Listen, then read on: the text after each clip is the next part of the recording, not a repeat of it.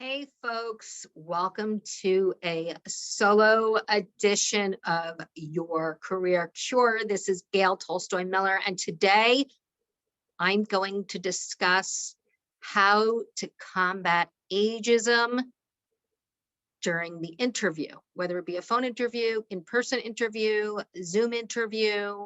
How do you combat ageism? And I'm talking about people over 40.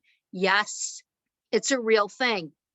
It is reality. It happens without a doubt. I have over 25 years of recruiting experience, and I will tell you there is unconscious bias and there's overt bias against people over 40. So, does this mean you can't get a job? Absolutely not. Of course you can get a job. I actually placed someone in their late 60s with a company. So, I just want you to be able to put your best foot forward, and any kind of stereotypes that anyone may have, I want you to be able to thwart it and put your best foot forward. So what I'm going to do is share some of those biases and how to overcome them. Use it to your advantage, actually. Yes, you can use unconscious bias to your advantage on the interview. So the first thing that comes to mind is lack of energy. That's a huge stereotype. And I've heard a lot of hiring managers say they didn't hire the person because they lacked energy. Now, I will say this, they may have the same energy as someone who's 20 or 25, but somehow with their thinking, they confirmed their bias. It's called confirmation bias. And they're looking for cues to find that lack of energy. So knowing that that is a common bias, you're going to go in the interview, whether it's phone. If it's a phone interview, you want to stand up because you have more energy when you stand up. Or if it's a in-person or Zoom, you are going to have energy in your tone. You're going to show enthusiasm. I mean, it's really, really important. Now, does this mean you're going to sound like you have had 6 Red Bull? No, you're not going to go crazy off the walls, excited, but you just want to be cognizant of that is one of the objections or stereotypes. So just make sure you have energy, you're enthusiastic, you like working at a fast pace, that kind of stuff. Say it on the interview and you will be fine. Now, you're never going to bring up, oh, I know you're thinking this, I know there's bias, I know there's ageism. No, you are never, ever going to bring that up. You are just going to combat these biases by the way you answer the questions. Okay, that's what you're going to do. I want to be clear on that. Another thing that comes to mind, and this was actually said by a recruiter, and I fired the client for saying this and doing nothing because I complained, is this comment. You cannot teach an old dog new tricks. Yes, you heard that. A major organization, I'm not going to say who, one of the recruiters said that to me.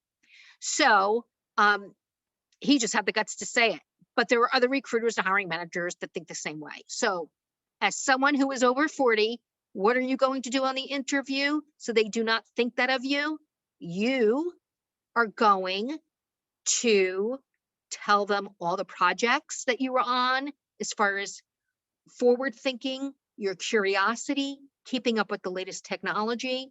You just want to come across as forward thinking and keeping up with the latest and greatest, with the trends, and not being outdated. I mean, I think that's like what their fear is that you're just going to be complacent and you are going to be outdated. So you definitely want to do the opposite of what complacency is. You want to come across as someone who really contributes to the innovation and the forward thinking of the organization. And again, simply do that by providing examples in your previous positions or your current job that you're in right now. So definitely do that. Another stereotype is you are overqualified, and you very well be. A lot of people, they decide that they no longer want to be in management. They want to be in an individual contributor role. And their concern is that you're just settling, that you don't want this. So it's going to be your job to convince them otherwise, that this is what you really want. Okay. Because otherwise they're just going to think you're jetting off to the next job. This is just you're going to be there for 3 months. They're going to train you and then you're off. So you want to come across as loyal. This is what you want. And if you do that, you should be fine. Now, another misconception, which is kind of similar to this, is that you're going to retire tomorrow. And that is just ridiculous because people are having children later, people are living longer, they're working, much later in their years. I mean, you could be in your 50s and 60s and have, put kids through college, right? I mean, those are crucial years that you have to work. So,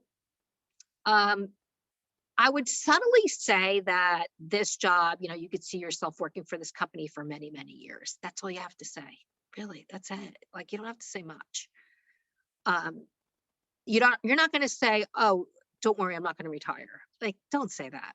That's just lame-o. It's like really lame. So again, just convey the message without saying it, right? They're not even going to know what you're doing. It's so subtle. It's so subtle. But that's the way to do it. Another concern is compensation, that you're going to ask for too much money. And I would say stay away from the money conversation. They ask you what you're looking for. Now, in some states, it's illegal to even ask, like they can't even ask you. But if you're in a state that they can, I would just say I would entertain your best offer, because I always think the person that puts out the first number is the loser. So if they want to make you an offer, let them do it and then take it from there. And you could counter, and say, this is what I want, negotiate with them. So those are some of the stereotypes that corporate America has, of people over 40. And again, you want to put your best foot forward knowing these and subtly work it in the interview. Now, I will say, as far as a resume, don't go back to like 1985 or like 1990. Like, no, don't do that. Also, another tip, your LinkedIn picture, don't put a picture when you were 20. I mean, don't do that, but put your best picture of yourself, the best version of yourself on your LinkedIn, because companies do look. And, I also think that if a company doesn't want to hire you, no matter what, they're going to find an excuse. Screw them. I mean, it's wrong, but you don't want to work for a company like that anyway. You want a company that respects you for the talent that you bring to the organization, the skills, and the things that you can do for the company. And if they don't value that, then bring it elsewhere. But again, a lot of these biases are unconscious, and it's not really a conscious one. So if you can somehow alleviate that on the interview, that would definitely work to your advantage. So those are some quick and easy tips if you're over 40. Also, if you have any career questions or problems that you want me to tackle on my Thursday edition, please reach out to me and let me know. And don't forget, happy career, happy life.